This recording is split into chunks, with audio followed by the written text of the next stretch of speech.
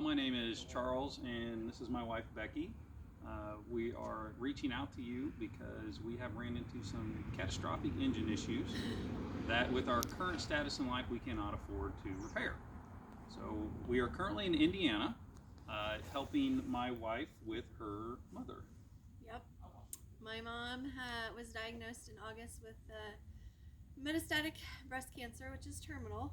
And at that point, I decided that I needed to come back here and take care of my mom, thereby putting our dreams of traveling on hold. We had made all the preparations, put all of our things in storage. I took a leave of absence for my job, and 3 days into our trip, I had to fly back home to take care of my mom.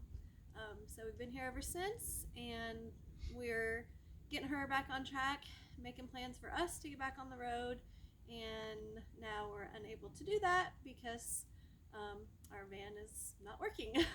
So 6 months after we've come to take care of her mother, Susan, and help her get physically and mentally healthy, help her prepare financially for what's going to happen in the future, we determined it's time to get back on the road come June. And when we started planning for that, the motor had gone into failure.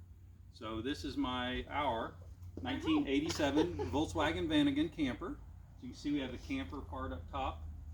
We have a bed up here. We have a bed down here. Comes with a refrigerator, stove. We have solar power, have a shower here. And then you come around the back to our actual issue.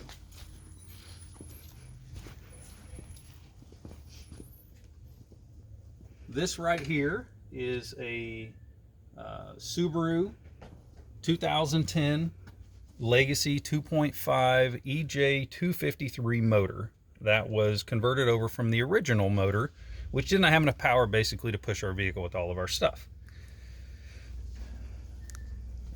Small Car Performance in Fife, Washington did a lot of the work on this vehicle, and I think they did an excellent job. The problem is when I saved up money coming out of the military, and got out of the service, I ended up being 90% disabled, and I wasn't able to work as much as I wanted to. And I could only do the work I could afford. So over a 3-year period, we did a lot of the things to this van. But the number one item was actually putting the motor in it. It was a rather expensive adventure, being we didn't have a garage to do the work ourselves. So we actually had to pay somebody to do it, basically spending all of our savings. So once all that money was gone, we knew the motor should have been rebuilt when we purchased it, but it could not afford to have it rebuilt. So we went ahead and went forward with all the work, done all the drivetrain, done the brakes, shocks, everything on the vehicle. And 3 years later, the motor went into failure. At this time right now, financially, as I said before, we just do not have the funds to basically buy a new motor. And on top of that, looking online, trying to find a rebuilt motor or a brand new motor for this vehicle has been very difficult. A lot of the companies have very bad reviews, fairly untrustworthy from what I've seen. And it comes down to me rebuilding the motor with somebody that I trust. Well, we're in Indiana, and I don't trust anybody to work on the motor at this point. And I do not have enough skills to do it on my own. Even though we've done other vehicles together, this one's just a little too far beyond our skills. And again, going back to the fact we don't have the money. Yeah. So we need help getting this motor to running condition again. It does currently run, but it's eating oil. The oxygen sensors are going off. I think the rings are going bad, i.e. I'm not comfortable enough to drive it around the US again. So we would like to reach out to you and ask for your assistance in continuing our trip so we can reach our life goals and dreams before my wife goes potentially into renal kidney failure and our plans will be put on hold again.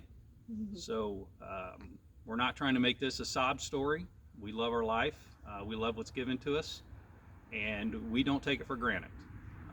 So whether you choose to help us or another family, that's fine with us. We just thought we would try.